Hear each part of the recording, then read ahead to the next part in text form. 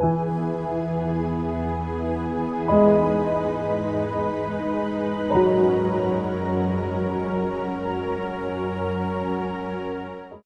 వచ్చిన దేవుని పిల్లలైన మీ అందరికీ మన రక్షకుడు ప్రభువైన క్రీస్తు యేసు వారి నామమున నా యొక్క శుభాభివందనాలు తెలియజేసుకుంటున్నానండి. ఈరోజు ఏర్పాటు చేయబడిన అంశం యేసుక్రీస్తు వారు చేసిన స్వస్థతల్లోని ఆంతర్యం. క్రీస్తు వారు నాడు చేసిన స్వస్థతల ఆంతర్యం. నాడు అంటే ఇప్పుడు కాదండి, జరిగిపోయింది. ఆనాడు యేసుక్రీస్తు వారు బ్రతుకున్నప్పుడు ఆయన ఎన్నో స్వస్థతలు, అద్భుతాలు, నాట్ ఓన్లీ స్వస్థతలు, అద్భుతాలు, సూచక క్రియలు ఎన్నో చేయడం జరిగిందండి. ఆ రోజు చేశారు కదా, ఆ రోజు చేశారు. ఈ రోజు అవి జరుగుతున్నాయా అంటే జరుగుతున్నట్టుగా భ్రమింప చేస్తున్నారు కానీ నిజంగా జరగట్లేదండి. అదేంటండి అంత మాట అన్నారు అని మీరు అనుకోవచ్చు. జరుగుతున్నట్టుగా భ్రమింప చేస్తున్నారు. ఖచ్చితంగా ఈ మాట వాక్యాన్ని బట్టి చెప్తున్నాను. ఎక్కడా జరగట్లేదండి. కళ్ళు లేని వారికి కళ్ళు తేగలుగుతున్నారా? ఆ స్వస్థతలు చేసిన వారే కళ్ళ జబ్బు వస్తే హాస్పిటల్కి వెళ్ళడం మీకు తెలుసా? అలాగే ఆ స్వస్థతలు చేస్తున్నామని చెప్పుకుంటున్న నేటి అనేక మంది స్వస్థ వరములు గల భక్తులు ఎవరైతే ఉన్నారో వారు మరి ఏదైనా హార్ట్ ప్రాబ్లం వస్తే బైపాస్ సర్జరీ లేదంటే హార్ట్ కి సంబంధించిన డాక్టర్ దగ్గరికి వెళ్ళి ఆపరేషన్ చేయించుకోవడం మీకు తెలుసా? అలాగే మరి ఎన్నో పరిశోధనలు వారి మీద మనలాంటి నిజం తెలుసుకోవాలని అనుకునే వాళ్ళు మరి పరిశోధించారండి వారి క్రియలను.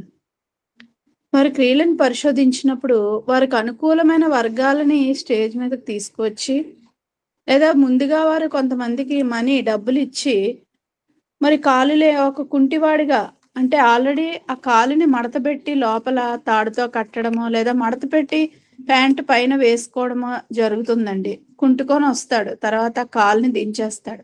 కొద్దిసేపు అయ్యాక ప్రార్థన అనంతరం ఆ కాలుని దించేయడం జరుగుతుంది.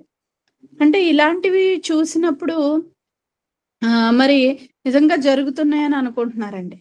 లేదా నెమ్మదిగా నడవడం, నెమ్మదిగా కుంటుకొని నడవడం, తర్వాత నెమ్మదిగా కాలు రావడం, నెమ్మదిగా రావడం అనేది వాళ్ళు జరిగించి వారిని పరిగెట్టింప చేసి దేవునికి స్తోత్రం హల్లెలూయా అని అరవడం కూడా మనం అంటే దేవునికి స్తోత్రాలు చెల్లించమని అనడం కూడా మనం చూస్తాం. గట్టిగా దేవునికి స్తోత్రం చెల్లించడంలో తప్పు లేదు, కానీ అక్కడ జరుగుతున్నాయా లేదనేది ఈరోజు మన అంశం అండి. ఈరోజు జరుగుతున్నాయా లేదనేది. నాడు జరిగాయి, ఆ నాడు జరగడంలో చేయించడంలో దేవుని ఉద్దేశం దేవుడు రాయించాడండి. మరి అసలు దేవుడు స్వస్థత ఎలాగా ఇస్తానని పాత నిబంధన గ్రంథంలో యేసుక్రీస్తు వారు స్వస్థత ఏ విధంగా ఇస్తారు, ఎటువంటి స్వస్థతని ఇస్తారో చెప్పడం జరిగిందండి. ఒక్కసారి ఆ వచనం చూసి అప్పుడు ఈరోజు ఆనాడు ఎందుకు యేసుక్రీస్తు వారు నాడు ఎందుకు స్వస్థతలు చేశారనే వచనం కూడా మనం చూసుకుందామండి. యెషయా గ్రంథం 53వ అధ్యాయం 5వ వచనం. మన అతిక్రమములను బట్టి అతడు గాయపరచబడెను, మన దోషములను బట్టి మన దోషములను బట్టి నలుగుగొట్టబడెను, మన సమాధానార్థమైన శిక్ష అతని మీద పడెను. మన సమాధానార్థమైన శిక్ష అతని మీద పడెను. అతడు పొందిన దెబ్బల చేత మనకు స్వస్థత కలుగుచున్నది. అతడు పొందిన దెబ్బల చేత మనకు స్వస్థత కలుగుచున్నది. అతడు అంటే ఇక్కడ ఎవరండి? అధ్యాయం అంతా మీరు చూడగలిగితే యేసుక్రీస్తు వారి కొరకు చెప్పబడిన ప్రవచనం అండి. మీరు తర్వాత వెళ్ళి చదువుకోండి అధ్యాయం అంతా. 53వ అధ్యాయం యెషయా గ్రంథం చూస్తే మరి ఆయన తృణీకరింపబడిన వాడు, ఆయన స్వరూపమైన సొగసైనను లేదు. అలాగే ఆయన ఎలా ఉన్నాడంటే మనుషుల వలన విసర్జించబడిన వాడుగా, వ్యసనాక్రాంతుడుగా ఉన్నాడు. ఆయన మన రోగములను భరించెను, మన వ్యసనములను వహించెను. దేవుని వలన బాధింపబడిన వానిగాను, శ్రమ నొందిన వానిగాను మనం అతన్ని ఎంచితిమి అని చెప్పుకొస్తూ మరి ఆయన ఎలా ఉన్నాడో అలాగే యెహోవా మనందరి దోషమును అతని మీద మోపెను. మనందరి దోషములు, పాపముల కోసం మరణించిన వారు ఎవరండి? యేసుక్రీస్తు వారు. యేసుక్రీస్తుల వారు మనందరి పాపముల కోసం, దోషముల కోసం మరణించారు కదా. మరి ఆయన పొందిన దెబ్బల చేత మనకు స్వస్థత కలుగుచున్నదంట. ఆయన ఆ రోజు దెబ్బలు పొందారు మన కొరకు. మరి ఈరోజు మనకు స్వస్థత కలుగుతుందా? ఏంటి ఆయన దెబ్బలు పొందితే మనకెలాగండి స్వస్థత కలుగుతది అని అనుకుంటున్నారా? మరి ఈ స్వస్థత దేనికి స్వస్థత అండి? ఆత్మీయ స్వస్థతగా మనం భావించాలండి. ఆ రోజు ఆయన మరణించారు. ఆయన రక్తం ద్వారా ఈరోజు మన పాపాలు కడిగివేయబడుతున్నాయంటే, పాపాలు దేనికి అంటుకుంటాయండి? శరీరంతో చేసిన పాపాలకు ఆత్మకు కదా శిక్ష పడుతుంది.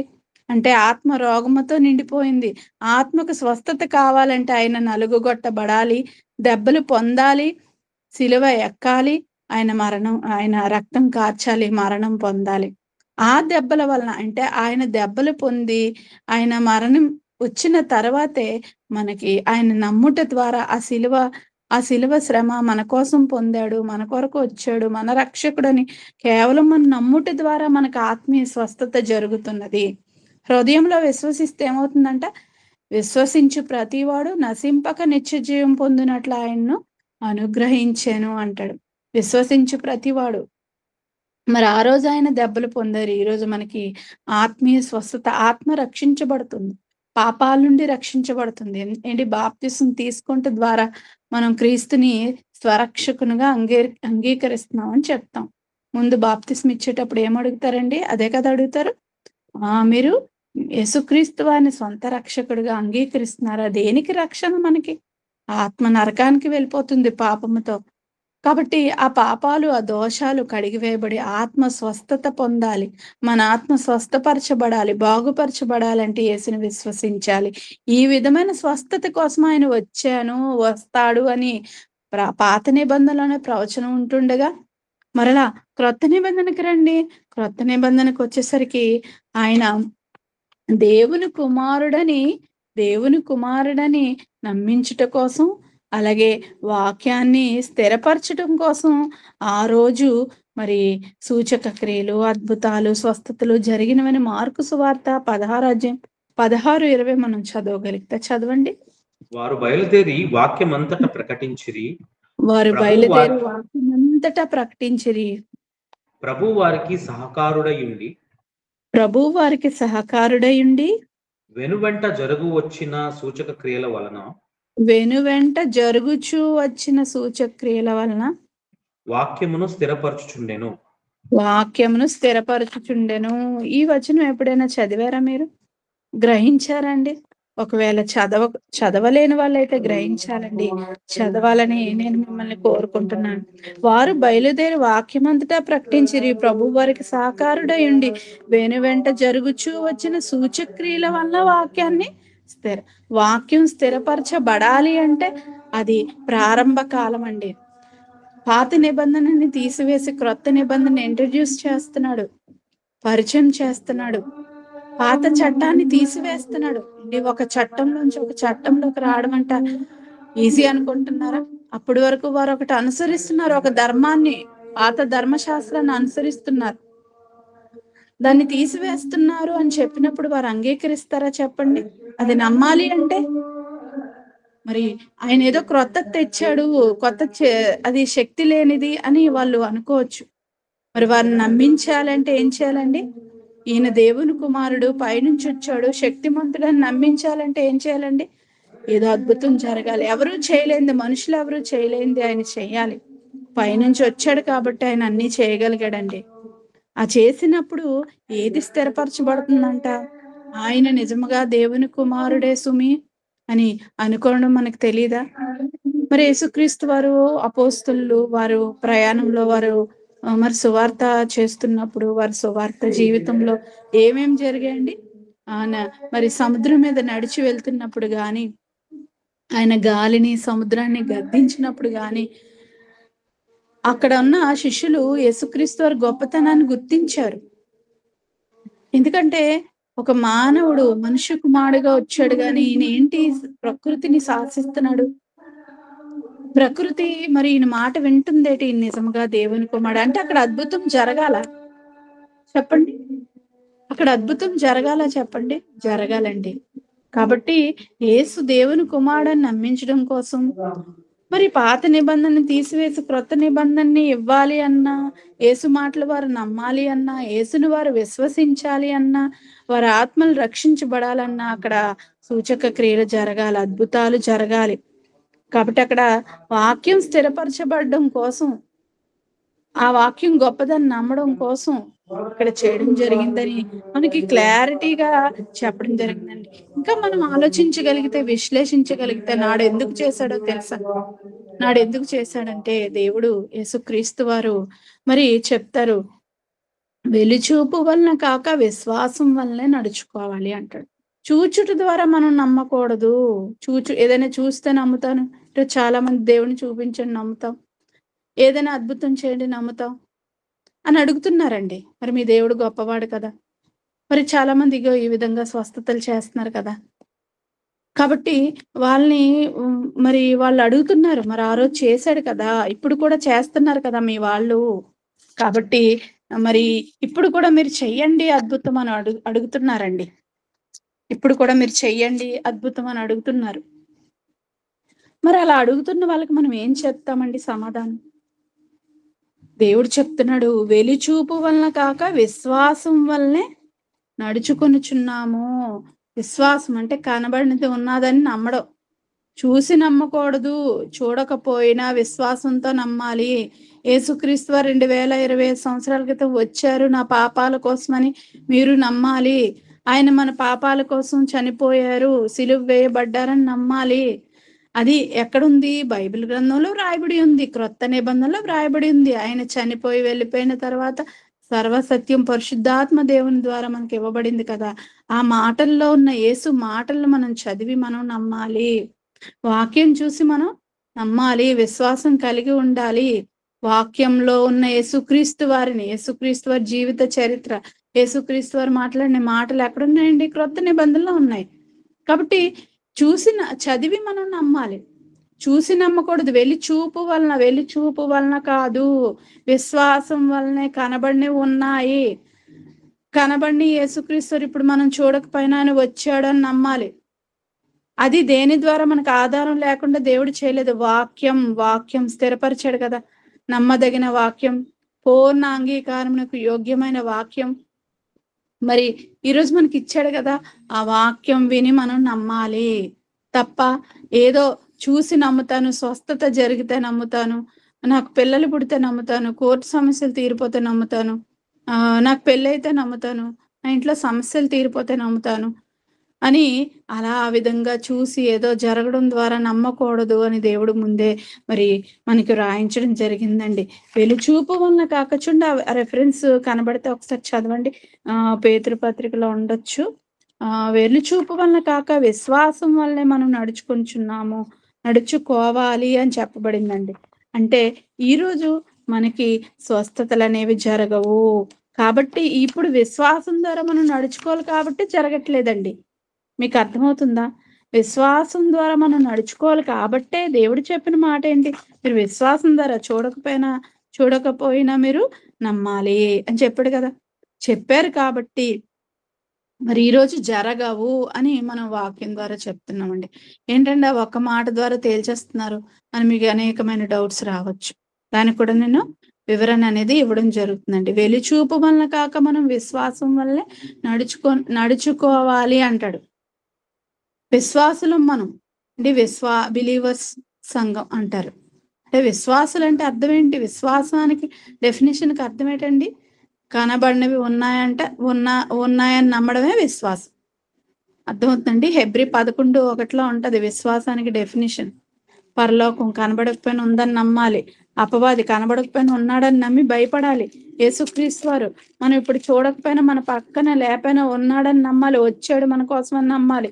తండ్రి అయిన దేవుడు ఆయన కనబడకపోయినా ఉన్నాడని నమ్మాలి. ఎందుకంటే ప్రకృతిని చూస్తే మనకు అర్థమైపోతుంది ఇదంతా దేవుని శక్తి ద్వారా నిర్వహించబడుతుంది అని మనకు తెలిసిపోతుంది కదండి. కాబట్టి ప్రకృతిని చూడండి, దేవుడు అర్థమవుతాడు. అంటే ఈరోజు సూచక్రియలు అద్భుతాలు చేయడం ద్వారా మీరు నమ్మకూడదు, కానీ కనబడినవి ఉన్నాయని నమ్మి యేసుని నమ్మాలని అక్కడ చెప్పడం జరుగుతుందండి. మరి విశ్వాసం కోసం ఏముంటదండి? నిరీక్షింపబడు వాటి యొక్క నిజస్వరూపమును అదృశ్యమైనవి ఉన్న వంటకు రుజువునై ఉన్నది అని చెప్తా ఉంటాడు అక్కడ. అంటే విశ్వాసం చేత గ్రహించుకుంటున్నారని చెప్పి విశ్వాసుల జాబితా మనకు అక్కడ కనబడుతుంది. చూడకుండా నమ్మారండి. ఒక అబ్రహాం గారు నిరీక్షణకు ఆధారం, ఒక హోప్ అనేది లేదండి. అలాంటప్పుడే ఆయన అన్యుడిగా ఒకప్పుడు ఉన్న ఆయనే మరి అబ్రహాం గారు దేవుడు రమ్మన్న చోటికి ఎందుకు ఏమిటి ఎలా మళ్ళా ప్రశ్నలు వేయలేదండి. తన ఫ్యామిలీని అంతటిని తీసుకొని చూపించే దేశానికి వెళ్ళిపోయాడండి. ఏంటి స్వజనులు విడిచిపెట్టి, తన ఊరిని విడిచిపెట్టి, కడకు దేశాన్ని విడిచిపెట్టి మరొక దేశానికి ప్రయాణం కట్టాడంటే అందుకే విశ్వాసులకు తండ్రి అయ్యాడండి. ఫ్రెండ్ ఆఫ్ గాడ్ అంట అబ్రహాం గారు. అంటే చూడకుండా ఆ కాలంలోనే నమ్మారు, కానీ తర్వాత యేసుక్రీస్తు వారు వచ్చిన తర్వాత చూసి నమ్మేటట్టుగా ఆయన కొన్ని అద్భుతాలు స్వస్థతలు చేయడం జరిగింది, సూచక్రియలు. ఇప్పుడైతే ఈ కాలం అయితే అవసరత లేదు, వాక్యంగా ఆయన మన మధ్యన ఉన్నాడు. వాక్యం చూసి మనం నమ్మాలి, వాక్యం చదివి మనం నమ్మాలని. అంటే ఏ కాలంలో దేవుడు ఎలా నమ్మాలో, ఎలా మనం ప్రవర్తించాలనేది చెప్పారండి. చెప్పారు. కాబట్టి అలాగే మనం వెళ్ళాలి. బైబిల్లో ఉన్నాయి కదండి.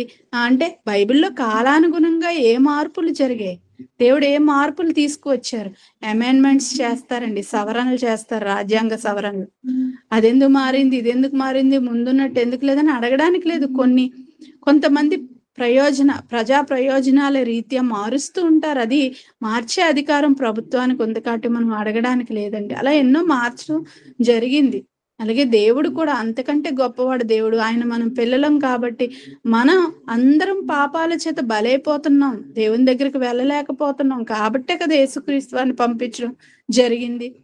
ఎవరు పాత ధర్మశాస్త్రం చేత ఎవరు నీతిమంతులుగా తీర్చబడలేదనే కదా ఆయన క్రొత్త నిబంధనని ప్రవేశపెట్టారు. అలాగే పాత నిబంధన నెరవేర్చి కొట్టివేశారంట. తీసివేయడం అంటే అది వేస్ట్ గా ఇచ్చాడు అనుకోక, నెరవేర్చగలమా అంటే గలము అని చూపించారు యేసుక్రీస్తు వారు. ఆయన నెరవేర్చి కొట్టివేశారు. కొట్టివేయటకు నేను రాలేదు గాని అని అంటారంటే అర్థం ఏంటండి? తీసివేయడానికే కదా వచ్చారు. కానీ అలాగంటున్నారు ఏంటంటే, మీరు చేయలేకపోయారు కానీ చేయగలమని నిరూపించి తీసివేస్తాను. ఎందుకంటే అది మీకు భారముగా ఉంది. దాని ద్వారా మీరు తప్పు చేయడం, కోడిని గొర్రెని బలివ్వడం, తప్పు చేయడం, పావుర పిల్లని బలివ్వడం, అబద్ధాలు ఆడడం, గోవ పిల్లని బలివ్వడం, అంటే మీ కొరకు జంతువులు బలైపోతున్నాయి. ఆ జంతు బలి, ఆ రక్తం చూసేనే మీరు మారాలని ఆయన ఆ బలులు నిర్ణయిస్తే, లేదా చూడకుండానే ఒక అబ్రహాం గారిలాగా తండ్రిని నమ్మాలి, మంచిగా జీవించాలి. నోవా గారు కూడా అలాగే కదండి. ఒక యోబు గారు కూడా అన్యుడైనప్పటికీ తన హృదయంలో తన పిల్లలు దేవుణ్ణి దూషించరేమో అని ఆయన ఎంతో భక్తిగా, ధనవంతుడైనప్పటికీ బ్రతికాడు కదా. ఇలాంటి భక్తులందరూ మనకు ఆదర్శం. ధర్మశాస్త్రం లేని కాలంలో, నిబంధనలు ఏమీ లేని కాలంలో కూడా వారు భక్తులుగా దేవుణ్ణి ఎలా అండి వారు నమ్మారు. కాబట్టి అటువంటి వారిగా మనం అవ్వాలి, కావాలని దేవుడు కోరుకున్నాడండి. అందుకనేమో మరి ప్రారంభ కాలం అంటే నా ఉద్దేశం యేసుక్రీస్తు వారు ఎప్పుడైతే వచ్చారో అది మొదటి శతాబ్దం అనుకుంటా. మొదటి శతాబ్దంలో మాత్రమే యేసుక్రీస్తు ద్వారా, ఆయన తర్వాత అపోస్తుల ద్వారా దేవుడు స్వస్థతలు చేయించడం జరిగిందండి. యేసుక్రీస్తు ద్వారా ఆయన నమ్మిన ఆయన ఫాలోవర్స్ ఎవరైతే ఉన్నారో 12 మంది అపోస్తుల ద్వారా కొన్ని దినాలు, కొన్ని సంవత్సరాలు మాత్రమే ఆ స్వస్థతలు చేయించడం జరిగింది. తర్వాతకు వచ్చేసరికి ఆ స్వస్థతలు వారున్న కాలంలోనే ఆగిపోయండి. ఎవరున్న కాలంలోనే స్తు వారు చనిపోయి వెళ్ళిపోయారు. ఆయన తర్వాత అపోస్తులకి అటువంటి అధికారం, అటువంటి శక్తి పరిశుద్ధాత్మ వరాల ద్వారా వారికి అప్పగించబడింది. దానికి కూడా రీజన్ ఏంటంటే వాక్యాన్ని స్థిరపరచడం కోసమే. వాక్యం నమ్మాలి కదా ఆ కాలంలో, అందుకోసమనే వారు చేయడం జరిగింది. ఆ అపోస్తుల కాలంలోనే ఆ అపోస్తులకే మరి చివరి అపోస్తులైన పౌలు గారు, 13వ అపోస్తులుగా ఉన్న పౌలు గారి కాలంలోనే పౌలు గారు కొన్ని రోజులు చేశారు, లేదా కొన్ని సంవత్సరాలు చేశారు. ఆయన బ్రతుకున్న కాలంలోనే ఆయనకే ఆగిపోయండి.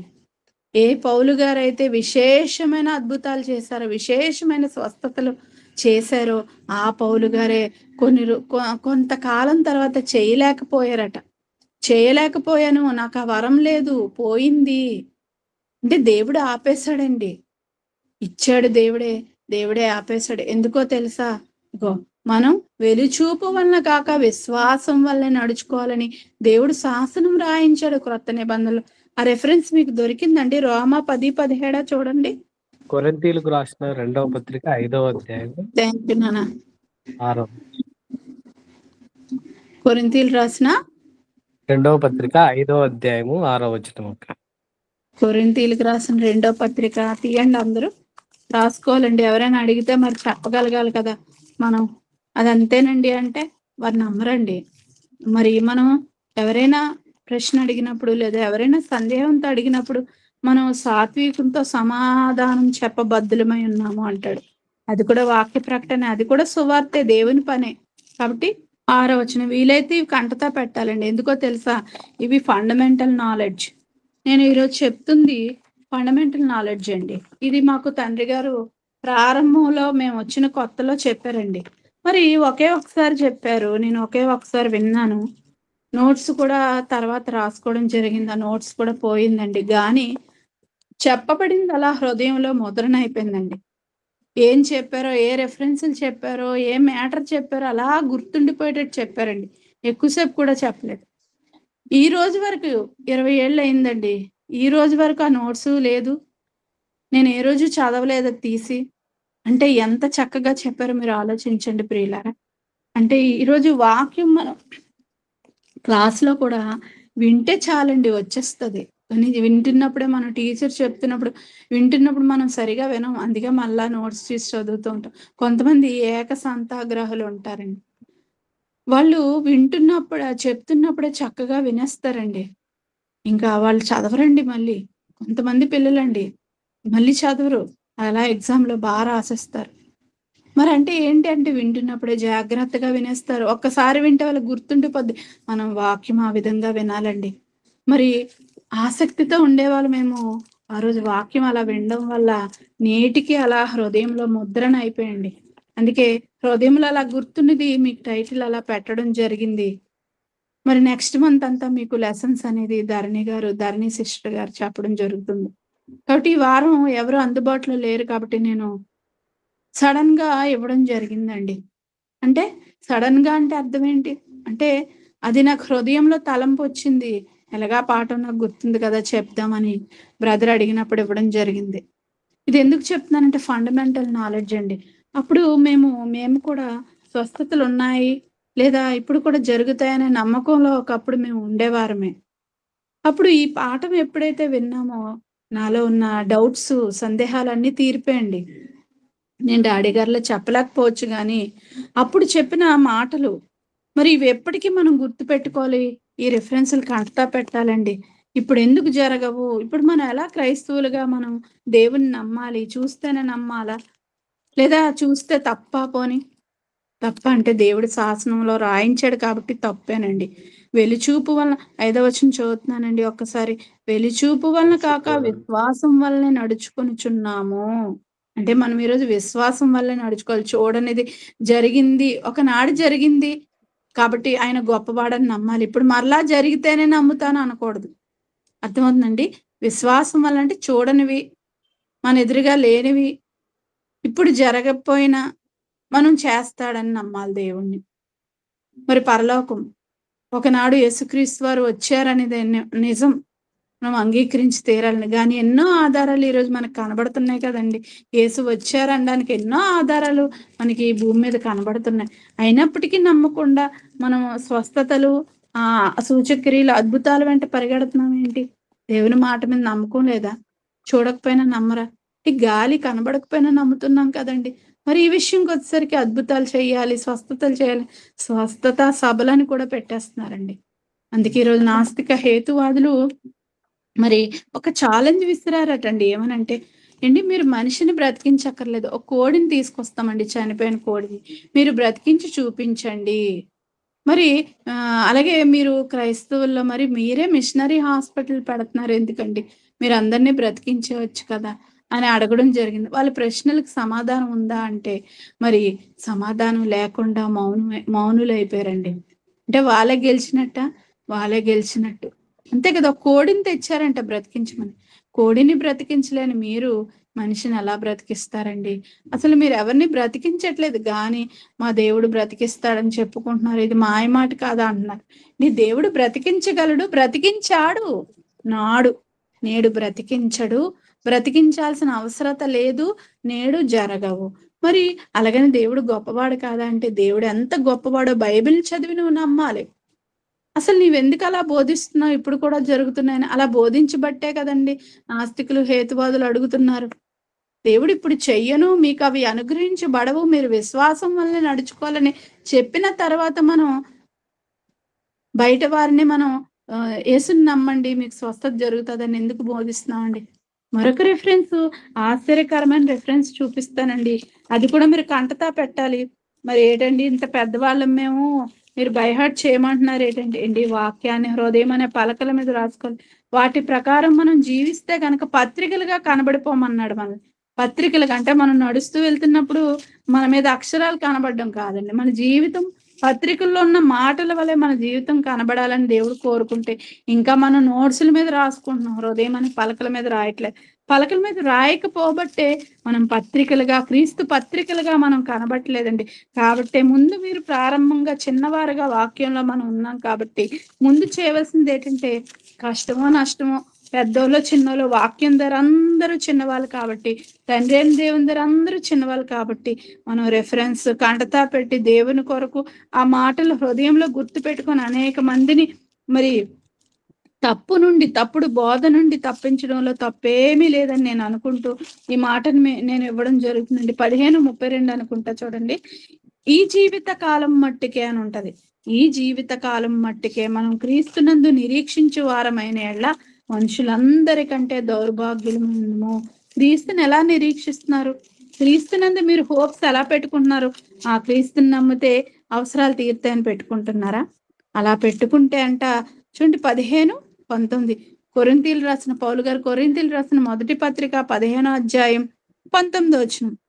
ఈ జీవితకాలం మట్టుకే మనము ఈ జీవితకాలం మట్టుకే చూసారా, ఈ జీవితకాలం మట్టుకే 60-70 ఏళ్ళ కోసమే. ఇందులో ఏదో జరుగుతుంది, ఇందులో నాకు ఏదైనా మేలు జరగాలి అని మనం ఏం చేయాలండి?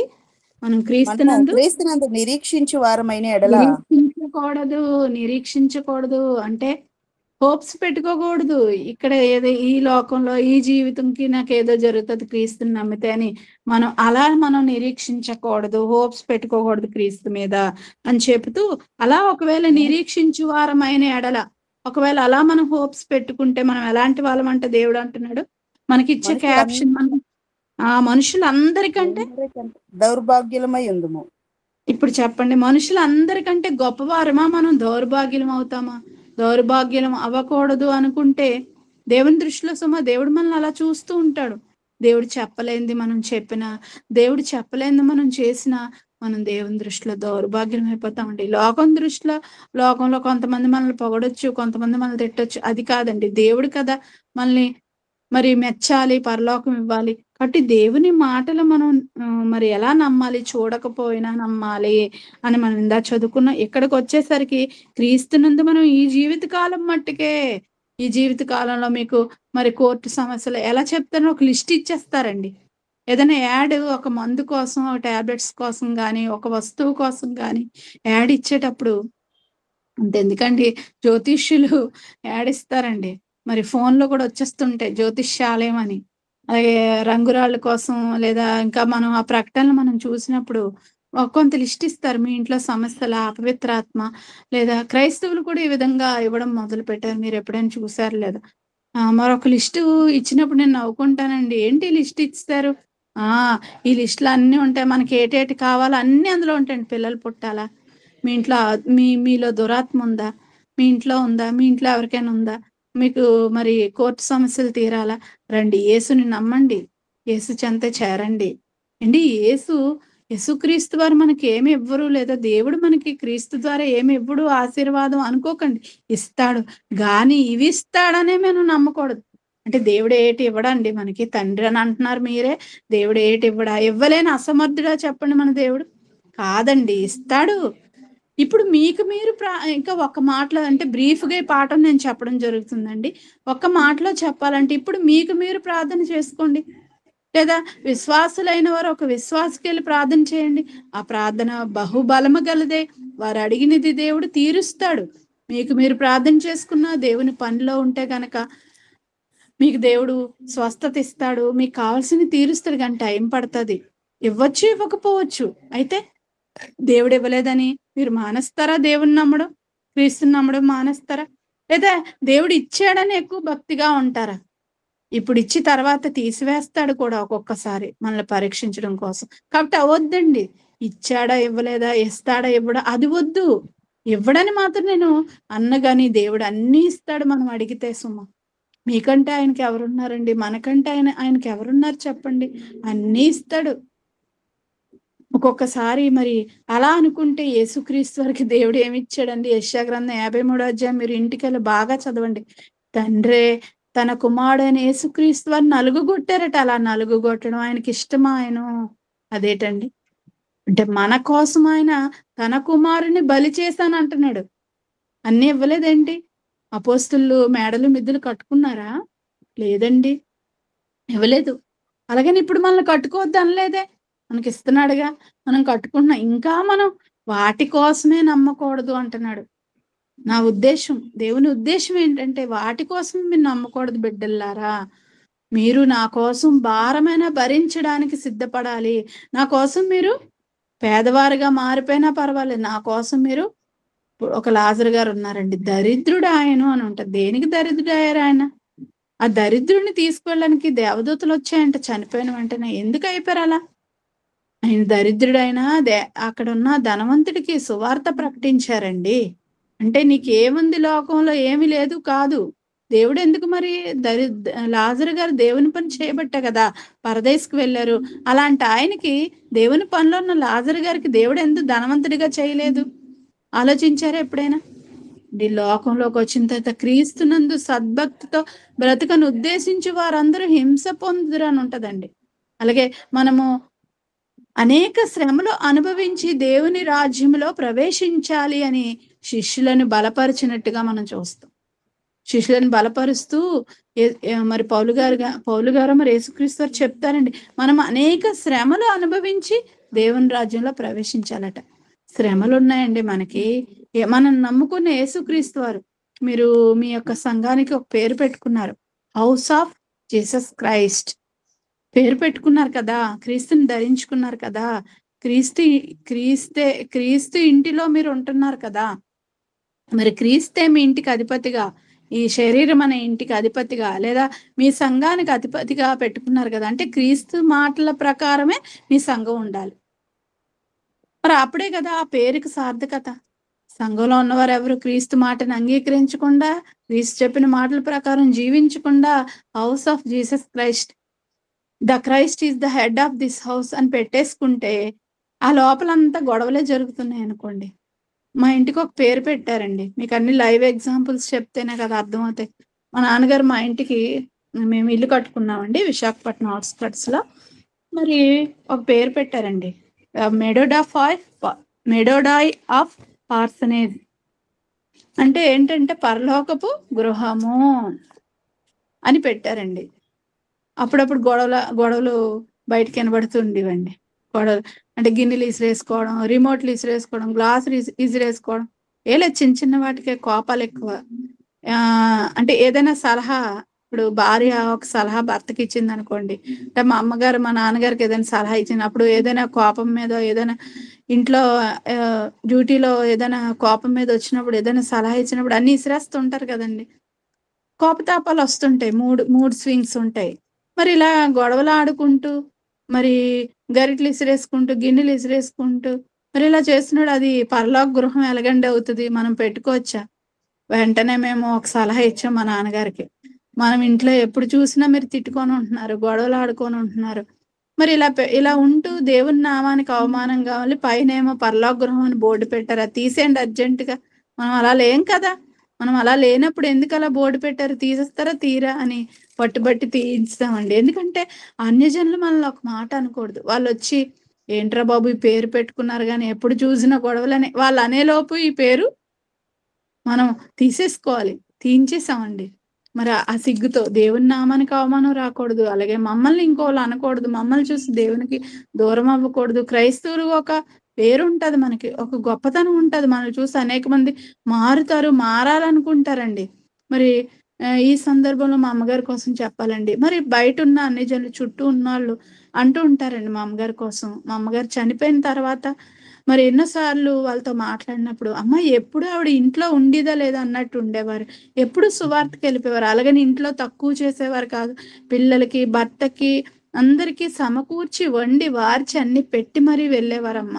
ఎప్పుడు ఆవిడ మాట వినబడేది కాదు. ఇంకా మీ నాన్నగారు గట్టిగా మాట్లాడేవారేమో గానీ, మీ అమ్మగారి మాట వినబడేది కాదమ్మా. ఎంత మహాతల్లి, ఎంత చక్కగా వాళ్ళు అలాగే కదండీ మాట్లాడతారు. ఏమున్నా లేకపోయినా భర్తని ఎప్పుడు ఇబ్బంది పెట్టేది కాదు. ఎప్పుడు సువార్తని వెళ్ళిపోయేది. మరి అలాగే ఇంట్లో కూడా ఎప్పుడు పని చేసుకొని ఉండేది. ఆవిడ స్వరం అనేది వినబడేది కాదు. పిల్లల్ని ఎంత చక్కగా పెంచింది దేవునిలో అని అన్యజనులు అనడం జరిగిందండి. అంటే మనల్ని అందరూ గమనిస్తుంటారు. ఈళ్ళెప్పుడు గమనించారా బాబు అనుకుండేదాన్ని నేను. ప్రతి ఒక్కరిని గమనిస్తుంటారు. ఎస్పెషల్లీ క్రైస్తవుల్ని మరెక్కువగా గమనిస్తూ ఉంటారండి. అందుకే ఈరోజు క్రైస్తవ్యం మరి ఎలా మారిపోయిందంటే అపహాస్యం పాలైపోతుంది. ఎన్ని మాటలండి మతోన్మాదులు గాని బయట వారు గాని అంటున్నారండి. మీ క్రైస్తవులు అంటున్నప్పుడల్లా గుండెల్లో మరి గుచ్చుతున్నట్టే ఉంటదండి. మీ క్రైస్తవులు ఏంటి అక్కడ ఎలా ఉన్నారు, ఈ సినిమాకి వెళ్తున్నారేంటి, అక్కడ కనబడ్డారేంటి, ఇక్కడ ఈ పాప పని చేస్తున్నారేంటి అని అంటున్నప్పుడు మనోళ్ళు కాకపోయినా, మా బంధువులు కాకపోయినా బాధ అనిపిస్తుందండి. ఎందుకంటే మనందరం ఒక్కటే, దేవుని పిల్లలం, క్రీస్తుని ధరించుకున్న వారు. అంటే క్రీస్తు మాట ప్రకారమే మనం జీవించాలి. మరి ఆ క్రీస్తు మాటలో ఏముంది? మీరు ఈ జీవిత కాలం మట్టికే మనం నిరీక్షించకూడదు. దౌర్భాగ్యులం అంటే నమ్మకుండా ఉన్నా పర్లేదండి, పేరు పెట్టుకోకుండా ఉన్నా పర్లేదు, పేరు పెట్టుకొని బ్రతకకపోయినా నమ్ముకొని దేవుడు చెప్పినట్టుగా మనం ఉండకపోతే మాత్రం దేవుడు మరి ఎన్ని పేర్లు పెడుతున్నాడు చూడండి. దౌర్భాగ్యులం అంటే చూసారు, దౌర్భాగ్యులుగా మనం ఉండకూడదంటే స్వస్థత జరిగితేనే దేవుని నమ్ముతానని ఎవరు అనకూడదు. అసలు ఇప్పుడు జరగవు. ఆ రోజు జరిగాయి. ఎందుకు జరిగాయి అంటే యేసు దేవుని కుమారుడు అని నమ్మించడం కోసం జరిగాయి. ఇప్పుడు యేసుక్రీస్తు వారు ఆయన పొందిన మరణం ద్వారా మనకి ఆత్మీయ స్వస్థత లభిస్తుంది. అలా ఆయన మనకు స్వస్థతనివ్వడానికి వచ్చాడు తప్ప కేవలం రొట్టెలు భుజించడం కోసం. అనేక మంది ఆ కాలంలో కూడా యేసుక్రీస్తుని ఎలా వెంబడించారటండి. రొట్టెలు పెడతాడు, 1, 2 కాదు, విస్తారంగా మిగిలిపోతాయి అంటే కడుపు నిండా పెడతాడని అర్థం. అంతే కదండి. ఎన్ని ఆఫ్టర్ ఆల్ 5 రొట్టెలు 2 చేపలు మళ్ళీ తినగా ఎన్నో గంపలకి ఎత్తారంట. అంటే మరి అంతలాగా విజృంభించేస్తున్నాయి ఆయన ఆశీర్వాదం. అలాంటి స్వస్థతలు, అద్భుతాలు చేస్తున్నప్పుడు ఎంతైనా తినొచ్చు, ఆకలేదు. చక్కగా అక్కడ ఫుడ్ గడిచిపోద్ది, మంచి మాటలు వినొచ్చు అని ఆహారం కోసం, రొట్టెలు భుజించడం కోసం, చేపలు తినడం కోసం వెంబడించిన వాళ్ళు కూడా ఉన్నారు. ఆయన ద్వారా మేళ్లు పొందడానికి, రోగం ఉంటే రోగం తీసేసుకోవచ్చు, ఏమి లేదండి. ఆయన చివరి నుండి ఏదైనా చిన్న ఆయన కట్టుకున్న గుడ్డ ముక్క, ఆయన వేసుకున్న వస్త్రం చిన్న టచ్ చేస్తే చాలట, ప్రభావం నాలోంచి పోయేను అంటే స్వస్థత జరిగేస్తుంది. పౌలు గారు నడికట్టు తీసుకెళ్లి రోగుల మీద పెడితే చాలట, వీళ్ళు వెళ్ళి టచ్ చేయక్కర్లేదటండి. కేవలం పౌలు గారు మీకు కర్చీఫ్ ఒకసారి ఇవ్వండి, రోగి మీద పెట్టి తీసుకొస్తానని మళ్ళాంటి వాళ్ళు ఎవరైనా తీసుకువెళ్ళి అక్కడ వేస్తే చాలంట. ఏటండి విశేషమైన అద్భుతాలు చేయించాడటండి పౌలు గారి చేత, యేసుక్రీస్తు వారి చేత. యేసుక్రీస్తు వారు నడిచి వెళ్తున్నప్పుడు మరి 18 ఏళ్ల నుండి మరి నడుము వంగిపోయి రక్తస్రావం గల స్త్రీ ముట్టిందటండి. వస్త్రపు చెంగు అని ఉంటది, నేను గుడ్డ ముక్క అన్నాను, క్షమించండి. వస్త్రపు చెంగు మాత్రం ముట్టిందంట. ఎవరు ముట్టారో చెప్పేశాడు. అంత జన సమూహంలో వెళ్తున్నప్పుడు మన మీద చాలా మంది పడుతుంటారండి. ఎవరు ముట్టారో అలా తెలుస్తుంది. ఎంత గొప్పవాడో అని చెప్తున్నాను. యేసుక్రీస్తు వారు చెప్పేశారండి, ఆగిపోయారు, నిలబడిపోయారు. ఆమె భయపడుతూ వచ్చింది, ఆమె పాపాలు క్షమించాడు, ఆమె రోగాన్ని తీశాడు. ఇన్ని ఆ రోజు చేయడంలో ఉద్దేశం ఆయన్ని నమ్మాలి, అందరూ ఆయన మాటలు వినాలి, నమ్మాలి. కాబట్టి అసలే యూదులు కొమ్ములు తిరిగిన వాళ్ళు కదండి. అలాగే అన్ని జనులు నమ్మాలి అంటే మరి ఇవన్నీ జరగాలి. కాబట్టి ఆ రోజు ఆయన చనిపోయిన లాజరు గారిని కూడా లేపారట.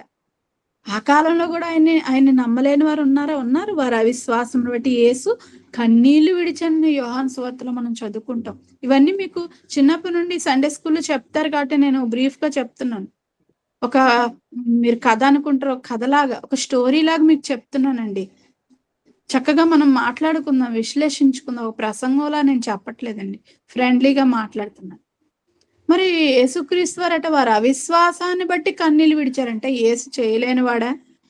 యేసు వాసన వచ్చేస్తుంది, ఇప్పుడు తీయకండి 3 రోజులు అయిపోయింది అంటున్నారు వాళ్ళు. ఈవెన్ లాజరు సోదరీమణులు కూడా, అంటే ఇంతకాలం యేసుతో డేట్ నెంబర్, యేసు రక్షించలేని అసమర్థుడు అనుకున్నారా వాళ్ళు? లేపలేనివాడు, చనిపోయిన వాళ్ళు కూడా లేపలేనివాడు అనుకున్నారా? ఎప్పుడైతే అలా అనుకున్నారో వారు అవిశ్వాసాన్ని బట్టి కన్నీళ్లు విడిచాడు. మరి వారు అంచనాలు తలకిందులు చేసి అన్ని రోజులు అయిపోయినప్పటికీ, అంటే ఫ్రెష్గా ఉంటేనే లేపుతారా? అదేటండి, దేవుడు ఎప్పుడైనా లేపగలడు అండి. మనందరినీ లేపుతాడు కదండి. ఎన్నో వేల సంవత్సరాలుగా చనిపోయి కుళ్ళిపోయి సమాధుల్లో ఎముకలు అయిపోయిన వాళ్ళని కూడా యేసుక్రీస్తు వారు వచ్చినప్పుడట మనందరం మన శరీరాలు ధరించుకొని లేస్తామటండి. ఇన్ని తరాలుగా చనిపోయిన వాళ్ళు కూడానా లేస్తారు. మరి ప్రతి వాడు తన తన వరుసలోనే బ్రతికింపబడును. యేసుక్రీస్తు వారు ప్రధాన దూత ఆర్భాటంతోనూ దిగి రాబోతున్నాడు ఆ మేఘారూఢుడే. అప్పుడు ప్రతి వాడును బ్రతికించబడిన ఆయన వారు ముందు లేపబడుదురు. ఆయన వారు హౌస్ ఆఫ్ జీసస్ క్రైస్ట్ వారు ఎవరు? వారు యేసుక్రీస్తు వారు ముందు లేపబడతారు. ఎవరైతే దేవుని నిజముగా నమ్ముతారో వారు ముందు, అంటే ఫస్ట్ ప్రిఫరెన్స్ ఉండాలి కదండి. మరి గొప్పగా నమ్మిన వాళ్ళకి, అబద్ధంగా నమ్మిన వాళ్ళకి తేడా ఇవ్వాలి కదా. దేవుడు ఆ తేడా చూపించబోతున్నాడు. భూమి మీద ఉన్నప్పుడు తేడాలు లేవు దేవునికి. నమ్మని వారికి, నమ్మిన వారికి వర్షాన్ని ఇస్తున్నాడు, ఎండని ఇస్తున్నాడు, వనరులను ఇస్తున్నాడు, ప్రకృతిని ఇస్తున్నాడు, చల్లగా కాపాడుతున్నాడు, ఆహారాన్ని ఇస్తున్నాడు. తెగ తింటారండి క్రైస్తవ దేశాలు మనం చూసినప్పుడు. అంత సంపద వాళ్ళకి ఇచ్చాడు. దేవుని నమ్మక వాళ్ళు పబ్స్ అని, క్లబ్స్ అని, వ్యభిచారం అని ఎలా గడుపుతున్నారండి. ఎంత ఆస్తితో తొలతూగుతున్నారండి భూమి మీద వరకేనండి. ఎందుకంటే ఎలాగా వాడు నమ్మడు, భూమి మీదనే ఎంజాయ్ చేయని, మరి సంతోషపడిన తర్వాత ఆడికి ఎలాగా ఉండబోతుంది. అంత ఇచ్చినప్పటికీ ఇంత ఇచ్చాడు కదా దేవుడు, దీని వెనకాల దేవుడు ఉన్నాడు అని అనుకోగలుగుతున్నారా? ఒక్కొక్కరు తెగ తింటూ ఉంటారండి అవి చూస్తున్నప్పుడు. క్రైస్తవ దేశాలే కానీ ప్రతి దేశంలో ఎవరికైనా దేవుడు ఏదైనా తక్కువ చేశాడా? లేదండి. కానీ మనుషులు ఒకరినొకరు దోచుకోవడం వల్ల పేదవారుగా మిగిలిపోతున్నారు, ధనవంతుడిగా మారిపోతున్నారు. దేవుడు ఎక్కడ లోడ్ చేయలేదండి. కానీ ఆ రోజు మాత్రం ఒక రోజు వస్తుందే, అప్పుడు ఎన్ని సంవత్సరాలైనా మన దేహాన్ని లేపే సమర్థుడు యేసుక్రీస్తు వారు. అంత గొప్పవాడని ఆ కాలంలో అపోస్తులు మాత్రమే నమ్మారండి. స్టార్టింగ్ లో వారు నమ్మలేదులేండి. మరి పేతురు గారు అబద్ధం ఆడారు భయపడి. ఆయనతో పాటు ఈయన్ని కూడా జైల్లో పెడతారేమో, చెరసాల్లో అబద్ధం ఆడాడు. కానీ తర్వాత వాళ్ళు స్ట్రాంగ్ అయిపోయారండి. ఆ యేసు కోసం, వారి కళ్ళెదురుగా లేని యేసు కోసం వారు ప్రాణాలు ఇవ్వడానికి సిద్ధపడిపోయారు, ఇచ్చేసారండి. అంటే ఎంత నమ్మకం కుదుర్చుకున్నారో. స్వస్థతలు ఆగిపోయినప్పటికీ, వాళ్ళకున్న వరాలు ఆగిపోయినప్పటికీ, ఈ వరాలు ఎప్పుడైతే మనం బాప్తిసం తీసుకుంటాం, మనం పరిశుద్ధాత్మ వరం అనేది మనలోకి వస్తుంది. అది మనకి ఎల్లప్పుడూ పరిశుద్ధాత్మ దేవుడు తోడుగా ఉంటాడు. మనం పాపం చేయకుండా కాపాడుతూ ఉంటాడు. అంటే చెప్తూ ఉంటాడు, మనల్ని అడ్డడు, చేపట్టుకొని ఆపడు, కానీ హృదయంలో వాక్యాన్ని గుర్తు చేస్తూ ఉంటాడండి. వాగ్దానంగా మనకు వస్తే ఆ కాలంలో పరిశుద్ధాత్మ దేవుడు దిగాడు. పరిశుద్ధాత్మ వరాలు వచ్చే వాళ్ళకి సంఘ క్షేమాభివృద్ధి కొరకు సంఘంలో కొందరిని ఉపకారములు చేయవారుగాను, భాషలు మాట్లాడేవారుగాను, స్వస్థతలు చేయవారుగాను, సంఘంలో పిమ్మట కొందరిని, మొదట సంఘంలో కొందరిని అంటాడు. మొదటి కొరింథీ 13 చదవండి. అదంతా మొదట సంఘంలో కొందరిని ఇవన్నీ చేయడానికి పెట్టారు. మరి పూర్ణమైనది వచ్చినప్పుడు పూర్ణము కానిది నిరర్ధకం అయిపోతుంది అంటాడు. పూర్ణమైనది వచ్చినప్పుడు పూర్ణము కానిది ఏంటి? పూర్ణమైనది అంటే ఏంటండి? వాక్యం. మొదటి తిమోతి 1:15 ఉంటదండి. వాక్యం నమ్మదగినది, పూర్ణ అంగీకారమునకు యోగ్యమైనది అని అంటాడు. అంటే పూర్ణమైనది వచ్చినప్పుడట పూర్ణము కానిది నిరర్ధకం అయిపోద్దంట. అంటే అర్థం ఏంటో తెలుసా? పూర్ణమైనది వాక్యం, సర్వసత్యం. యేసుక్రీస్తు వారు చనిపోయిన తర్వాత ఆ పరిశుద్ధాత్మ దేవుని ద్వారా ప్రకటన గ్రంథం వరకు ఎప్పుడైతే సర్వసత్యం రాయబడిపోయిందో, క్రొత్త నిబంధన రాయబడిపోయిందో, ఇంకా వాక్యం చూసే మనం నమ్మాలి దేవుని తప్ప. మరి పూర్ణము కానివి ఏవైతే ఉన్నాయో, భాషలని, స్వస్థతలని, అద్భుతాలని, ఇవి నిరర్ధకం, అర్థం లేనివి అయిపోతాయి, ఆగిపోతాయి, తీసివేస్తానని అర్థం అండి. మరి మొదటి కొరింథీ 13 ఇదంతా మీకు కనబడుతుంది. ఈ వచనాలన్నీ మీకు కనబడతాయి. ఇదంతా మొదటి 100 ఏళ్లలోనే కదండి జరిగింది. పౌలు గారు ఎన్నో స్వస్థతలు చేశారని చెప్పుకున్నాం మనం. ఏమేమి చేశారు? ఒక మరి ఆయన నడికట్టు తీసుకెళ్తే స్వస్థత వచ్చిందట. ఆయన చేతులు ఉంచితే స్వస్థత వచ్చిందట. అలాగే పేతురు, యోహాన్లు గారు మీరిప్పుడు పోస్టర్ మీద రిఫరెన్స్ వేశారు. మరి ఆయన పేతురు, యోహాను, యాకోబులు దేవాలయంకి ఎక్కిపోతుండగా అక్కడ ఆయన్ని కుంటివాడిని స్వస్థపరుస్తారండి. దిగ్గుని లేచి నడుస్తాడంట. అంటే వాళ్ళకున్న వారం ఏంటంటే, మా దగ్గర వెండి బంగారాలు లేవు, మేము మాకున్నదే మీకు ఇస్తున్నాం అని చెప్పి అతన్ని లేచి ఈరోజు స్లోగా నడిపిస్తారండి. ఏంటి స్వస్థత వెంటనే జరుగుతుందా? స్లోగా జరిగిందా బైబిల్లో మీరు చూస్తే? ఈరోజు నెమ్మదిగా కళ్ళు తెరుస్తారు, లేదా నెమ్మదిగా నడిపిస్తారు. అది కాదండి, చెయ్యి వేస్తేనే స్వస్థత కాదు, చెయ్యి వేయకపోయినా మాట మాత్రం. మరి యేసుక్రీస్తు వారు శతాధిపతితో మాట్లాడుతుంటారు. ఎప్పుడైతే మాట్లాడుతాడో అక్కడ కుమారుడు ఆ ఇంట్లో స్వస్థపరచబడిపోయి ఉంటాడట. అట్ ద సేమ్ టైం అదే క్షణంలో, అంటే ముట్టక్కర్లేదు, ఒక్కొక్కసారి మాట మాత్రం సెలవిస్తే జరిగిపోతుంది. అలాంటి విశేషమైన అద్భుతాలు జరిగిన ఆ కాలంలోనే పౌలు గారు, మరి ఒక 2 రెఫరెన్స్లు చూసుకొని మనం ముగించుకుందామండి. పౌలు గారి కాలంలోనే పౌలు గారికి ఆగిపోయి అనడానికి మీకు కొన్ని మాటలు నేను చెప్తాను. మరి త్రోఫీము రోగి అయినందున ఆయన మిలేతులో విడిచి వచ్చి తిని అంటున్నాడు పౌలు గారు. త్రోఫీము గారంట ఆయన జత పనివాడు పౌలు గారికి. రోగి అయిపోతే మిలేతు, మాల్టా, ఇప్పుడు మిలేత్ అనే ప్రాంతం ఇప్పుడు పేరేంటండి? మాల్టా. మీరు మ్యాప్ లో చూడండి, మాల్టా ద్వీపం అని ఉంటది, ఐలాండ్ అనుకుంటది. మాల్టా ద్వీపము, మాల్టా ఐలాండ్ ఏదో ఉంటది. మరి మిలేతులో నేను విడిచి వచ్చి తినేయండి. స్వస్థత వరం ఉంది కదా పౌలు గారికి. త్రోఫీం రోగిగా ఉంటే స్వస్థత చేసి పట్టుకు రావాలి కదా, ఎందుకు విడిచిపెట్టి వచ్చారంట? మరి ఆ సందర్భం మీరు చదివినప్పుడు అర్థమవుతుందండి. అంటే అక్కడ చేయలేకపోయాడని అర్థమైపోతుందండి. అలాగే ఆ వచనం మీకు ఫిలిప్పి పత్రిక 2వ అధ్యాయం 24 నుంచి 27 వచనాల్లో మీకు కనబడతారు. ఫిలిప్పి పత్రిక 2వ అధ్యాయం 24 నుంచి 27 వచనాల్లో మనకు కనబడుతుందండి. మరి అలాగే అక్కడ ఎవరు కనబడతారంటే ఎపఫ్రోదిత్ అని ఆయన కనబడతారండి. ఎపఫ్రోదిత్ అని ఆయన చావ సిద్ధమై ఉంటాడంట. రోగిగా ఉండి చావ అయిపోతాడంట. అప్పుడు పౌలు గారంట చాలా బాధపడతారటండి, చాలా బాధపడతారట. అప్పుడు నాకు దుఃఖం మీద దుఃఖము కలుగుకుండిటికే దేవుడు కనికరించెను, ఆయన్ని కనికరించెను అంటాడు. దుఃఖం మీద దుఃఖం ఎందుకు కలిగింది పౌలు గారికి? ఎపఫ్రోదిత్ అనే ఆయన జత పనివాడు రోగిగా ఉంటే పౌలు గారు స్వస్థత చేసి లేపి మరి ఆయన తీసుకురావాలి కదా. గాని ఎందుకు దుఃఖం మీద దుఃఖం వచ్చింది? చనిపోబోతున్నాడేమో, అందుకే దుఃఖం మీద దుఃఖం వచ్చింది. కానీ ఈ దుఃఖం చూడలేక దేవుడు కనికరించాడు అంటున్నాడు. అంటే దేవుడు అక్కడ దేవుడే స్వస్థత చేశాడు తప్ప పౌలు గారు చేయలేకపోయారండి. అలాగే తిమోతి గారి విషయం మనం చూస్తే, పౌలు గారు తిమోతికి రాసిన మొదటి పత్రిక 5వ అధ్యాయం 23వ వచనం మనం చూడగలిగితే, పౌలు గారు తిమోతికి రాసిన మొదటి పత్రిక 5వ అధ్యాయం 23వ వచనం మనం చూడగలిగితే, తిమోతి గారికి ఆయన జత పనివాడు, ఆయన మరి ఆత్మీయ కుమారుడైన తిమోతి గారికి పౌలు గారు ఏం సజెస్ట్ చేస్తున్నాడో తెలుసా? అక్కడ ఇక మీదట నీళ్ళే త్రాగక నీ కడుపు జబ్బు నిమిత్తము తరచుగా వచ్చు బలహీనత కోసం నీ వీక్నెస్లన్నీ పోవాలి అంటే, నీ కడుపు జబ్బు పోవాలి అంటే ద్రాక్షారసం కొంచెముగా పుచ్చుకొని, ఎక్కువగా పుచ్చుకోమనలేదండి, ఎక్కువగా తాగేమనలేదు. ఎక్కువగా తాగేస్తే, మనం గ్రేప్ జ్యూస్ ఎక్కువ తాగేస్తే ఏమవుద్దండి? మొత్తం వచ్చేస్తుంటది. ఎక్కువగా ఏది తాగకూడదు కదా, కొంచెముగా పుచ్చుకొని. ఎందుకు కొంచెముగా? మందు మెడిసిన్ ఎలా తీసుకుంటాం, టానిక్ ఎలా తాగుతామండి? గటగట గటగట తాగేస్తామా? చిన్నది కప్పులో వేసుకొని స్పూన్లో వేసుకొని తాగుతాం. మందుగా, ఒక మెడిసిన్ గా, మందుగా అంటే మెడిసిన్ గా తీసుకోమంటున్నారు. మరి స్వస్థవరం పౌలు గారికి ఉంటే తన ఆత్మీయ కుమారుడే తిమోతి ఇష్టమైన వాడు, ప్రియమైన వాడే స్వస్థత చేయొచ్చు కదండి, చేయలేకపోయాడండి. అంటే ఆగిపోయి అప్పటికే తిమోతి పత్రిక మరి తిమోతి గారికి మరి ఆ పత్రిక రాసేటప్పటికి ఆగిపోయినట్టుగా కనబడుతుందండి. అలాగే త్రోఫిమ్ గారి వచనం కూడా మనం చూడగలిగితే, తిమోతికి రాసిన 2వ పత్రిక 4వ అధ్యాయం 20వ వచనం అండి. తిమోతి గారికి రాసిన 2వ పత్రిక 4వ అధ్యాయం 20వ వచనంలో, ఎరస్తు కొరింథులో నిలిచిపోయాను, త్రోఫిము రోగి అయినందున అతన్ని మిలేతులో విడిచి వచ్చి తిని అంటున్నాడు. చూసారండి ఈ 3 వేరియేషన్స్. తిమోతి గారికి ఏమో మెడిసిన్ గా ద్రాక్షరసం, గ్రేప్ జ్యూస్ అండి, నాట్ వైన్. వైన్ అంటే ఈ గ్రేప్ జ్యూస్ని గ్రేప్స్ని పులియబెట్టి ఎన్నో సంవత్సరాలు అయితే ఎన్నో నెలలు పులియబెట్టి చేస్తే అది వైన్ అవుతుంది. వైన్ తాగుతారు కదండి, అది మత్తు ఎక్కిస్తుంది, పిచ్చివాలుగా చేస్తుంది, రోగాన్ని కలిగిస్తుంది.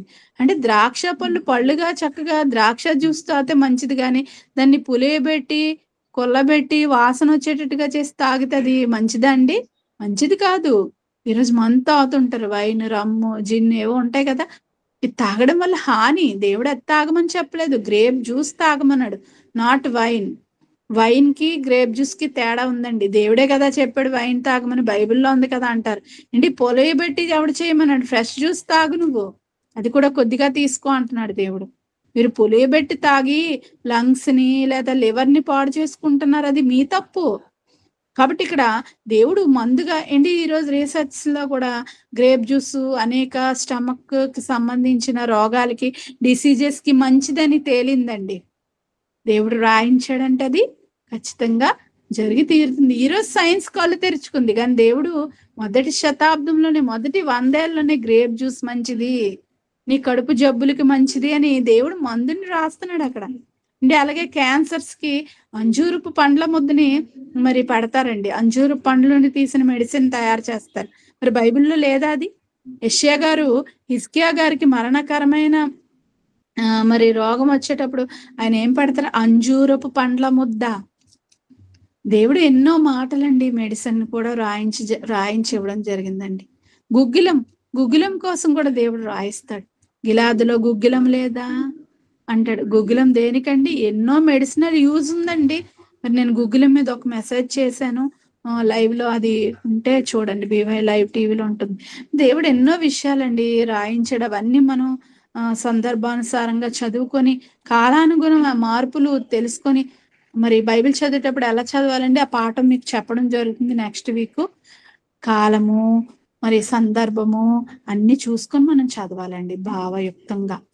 మీకు మూలం దేవుని సంకల్పం తెలిసిపోయింది అనుకోండి, మరి మీకు అన్ని అర్థమైపోతూ ఉంటాయి. ఆ సంకల్పం మీరు తెలుసుకోగలిగితే, అంటే ఈ పాఠాలన్నీ ఈజీ చేశారండి. మహాజ్ఞానాన్ని మన తండ్రి అయిన జయశాలి గారు ఈజీ చేశారు, మనకి ఈజీగా అర్థమయ్యే విధంగా పాఠాల రూపంలో మరి నిక్షిప్తం చేశారు. ఆ పాఠాలన్నీ మీరు నేర్చుకోగలిగితే ఎంతో మంది మిమ్మల్ని అడిగిన ప్రశ్నలకి మీరు ఈజీగా సమాధానం చెప్పగలుగుతారు, అనేక మందిని దేవుని దగ్గరికి చేర్చగలుగుతారండి. కాబట్టి ఆ పాఠాలన్నీ మీరు శ్రద్ధగా నేర్చుకోవాలని కోరుకుంటున్నాను. దైవజ్ఞానం శ్రద్ధగా నేర్చుకోవాలి. ఎందుకంటే మన పేరేంటండి? హౌస్ ఆఫ్ జీసస్ క్రైస్ట్ కదా. క్రీస్తు మాటలు మనం వినాలి కదా, ఆయన మాటల ప్రకారం మనం జీవించాలి కదా, ఏం మాట్లాడారో మనం తెలుసుకోవాలి కదా, ఎక్కడ ఏది ఉందో మనం గ్రహించాలి కదా. ఆ మాటలన్నీ మనం తెలుసుకొని క్రీస్తు పత్రికలుగా మనం మారిపోతేనే గనక దేవుడు మనల్ని లేపుతాడు. మనం లేవాలంటే ఇన్ని చేయాలండి.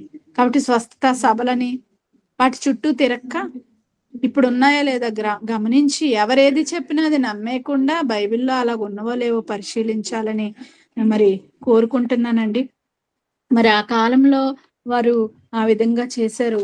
మరి దేవుడు యేసుక్రీస్తు వారైతే కేవలం రొట్టెలు ఇవ్వడానికి, సూచక్రియలు చేయడానికి, స్వస్థలు చేయడానికే నేను రాలేదని కూడా యేసుక్రీస్తు వారు ఎన్నో సందర్భాల్లో అప్పుడున్న సమాజానికి చెప్పడం జరిగిందండి.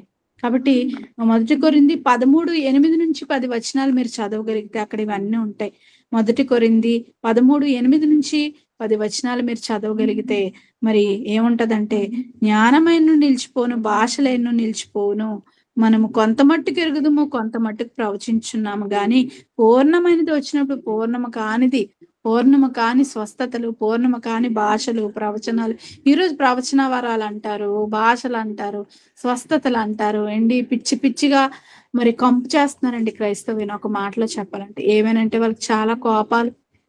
మరి ఎవరైనా అమ్మ నువ్వు మంచిదానివి కాదన్నాను, మీ అమ్మ మంచిదే కాదు, నువ్వు మంచిదే, మీ నాన్న ఇలాగే కదండి తిడతారా, అంగీకరిస్తారా? కానీ దేవుడు మనకి చెప్తున్నప్పుడు దౌర్భాగ్యులుగా మీరు ఉండకండి అని దేవుడే కదా అంటున్నాడు. మనుషులంటే కోపం వస్తుంది మనకి, దేవుడు కదా మనకి ఇక్కడ సూచిస్తున్నారు, దేవుడు కదా ఆ పేరు పెట్టారు. కాబట్టి దౌర్భాగ్యంగా ఈ వాటి అవసరాల కోసమే దేవుని నమ్మక, నిజంగా మన ఆత్మలు రక్షించుకోవడం కోసం యేసుని నమ్మాలని, అవసరాల కోసం దేవుని నమ్మకూడదని దేవుడి సృష్టిలో ప్రతి దాన్ని మెడిసిన్ ని పెట్టాడు. ఆ మెడిసిన్ ని తీసుకొని మనం ఈరోజు స్వస్థత తెచ్చుకోవాలి తప్ప, అలాగే దేవుడు డైరెక్ట్ గా మనం ప్రార్థిస్తే కరుణిస్తాడు తప్ప, ఒక ఎపఫ్రోదితుని కరుణించినట్టు ఎవరో మన కొరకు వచ్చి ప్రార్థన చేపెట్టి, ఒకవేళ చేపెట్టి చేయాలనుకుంటే నూనె రాచి పెద్దలైన వారు నూనె రాచి ప్రార్థిస్తే ఆ విశ్వాసుల ప్రార్థన దేవుడు వింటానని చెప్తున్నాడు. పోనీ అలాగైనా మరి చేయొచ్చు కదండి. యాకోబు పత్రిక 5:14 అంతే తప్ప మరి ఏదో అద్భుతం జరుగుతుంది, స్వస్థత జరుగుతుందని ఈరోజు అవి జరగవండి.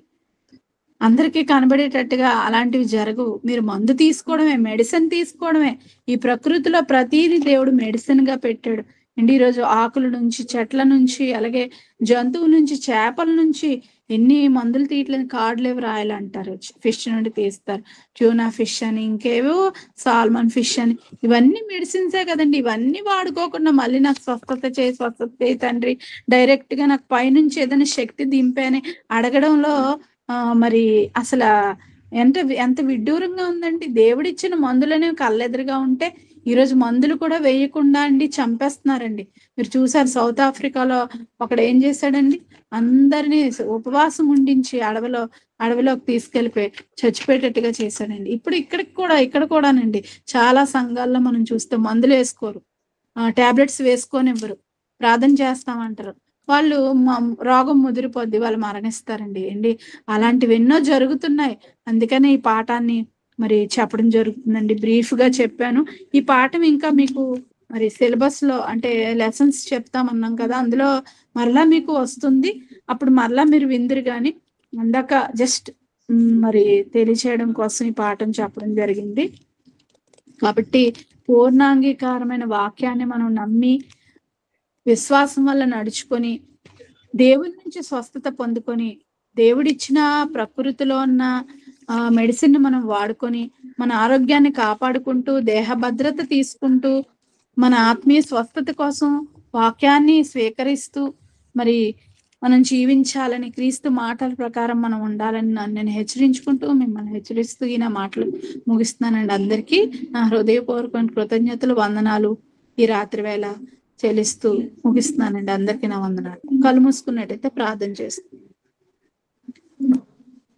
మహోన్నతుడైన తండ్రి, జయము గల దేవా నాయన, ఈ రాత్రి కాల సమయంలో తండ్రి అని పిలుచుకున్న మహద్భాగ్యాన్ని మాకు ప్రసాదించి తండ్రి నాయన, ఈ లోకానికి తెలియని ఎన్నో విషయాలు తండ్రి మీరు నిగూఢంగా నిక్షిప్తపరిచి మా కొరకు ఇచ్చిన వేద గ్రంథాన్ని మా ఒడిలో పెట్టి తండ్రి ఆ మాటల్ని మా హృదయంలో పెట్టుకోమంటే తండ్రి మేము ఆ పనిలో ఉండకుండా తండ్రి ఎవరో ఏదో చెప్పారని తండ్రి మనుషుల వైపు చూస్తూ లోకాశలతో మునిగిపోతూ ఏదో కావాలని తపన పడుతూ తండ్రి మా ఆత్మల స్వస్థత మరి లభించక ఆత్మీయ రోగాలతో తండ్రి కృషించిపోతున్న వేళ అయినప్పటికీ మీరు మా పట్ల కనికరం చూపిస్తూ శరీర స్వస్థతను, ఆత్మీయ స్వస్థతను మాకు అనుగ్రహిస్తూ ఎల్లప్పుడూ మా వెన్నంటి ఉంటూ తండ్రి దేవదూతల కాపుదల, మీ యొక్క వాక్యపు కాపుదల, పరిశుద్ధాత్మ దేవుని కాపుదల మాకు ఇస్తూ మీ కనుసన్నల్లో మమ్మల్ని నడిపిస్తూ మాకు కావాల్సిన వాక్యాలను, మాకు కావాల్సిన మాటలను తండ్రి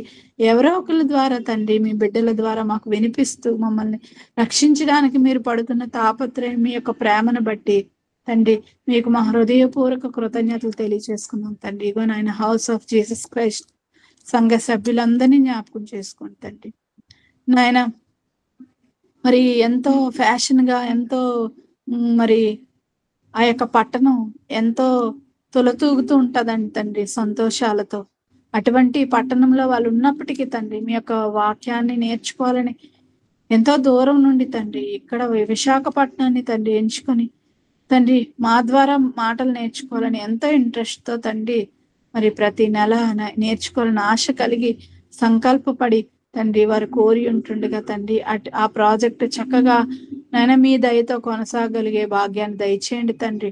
విన్న ప్రతి ఒక్కరూ అనేక మందికి విన్న వాక్యాన్ని చెప్పేవారుగా వారి జీవితాల్లో తండ్రి అన్వయించుకొని నీ కొరకు జీవించేవారుగా తండ్రి వారిని తీర్చిదిద్దమని ఆయత్తపరచమని వేడుకుంటున్నాం తండ్రి. వారిని నడిపిస్తున్న తమ్ముడు మరి శామ్ పాల్ గారిని, అలాగే వారి తండ్రి గారిని, వారి కుటుంబాన్ని జ్ఞాపకం చేసుకోండి తండ్రి. మీ యొక్క ఆలోచనలు ఇచ్చి సంఘాన్ని చిన్న మందిగా ఉన్న వీరిని నడిపించే భాగ్యాన్ని వారికి ఇచ్చినందుకు మీకు వందనాలు తండ్రి. ఆ పట్టణంలో తండ్రి వెలుగుగా అనేక మందిని మీ వైపు త్రిప్పే బుద్ధిమంతులుగా వారిని ఉంచమని వేడుకుంటూ, వారి కష్ట నష్టాల్లో తోడుగా ఉండమని, ప్రతి విషయంలో తండ్రి మీ వైపు చూస్తూ తండ్రి ఎన్ని శ్రమలు వచ్చినా అనేక శ్రమలు అనుభవించి మీకు రాజ్యంలో ప్రవేశించాలని ఎరిగిన మేము తండ్రి ప్రతిదీ తండ్రి మీ కొరకు భరించే వారుగా మమ్మల్ని తీర్చిదిద్దమని, పరసంబంధమైన ప్రతి దీవెనతో నింపమని, మరలా సమయం ఇస్తే మరలా మేము ఏ విధంగా కూడుకొని మీ మాటలు చెప్పుకునే వారంగా మమ్మల్ని ఉంచమని, ఆయుష ఆరోగ్య బలాన్ని ప్రసాదించమని వేడుకుంటూ, యేసుక్రీస్తు వారి పుణ్యనామమున మిక్కిలి వినయంతో బ్రతిమలాడి వేడుకొంచున్నాము పరమ తండ్రి. ఆమేన్.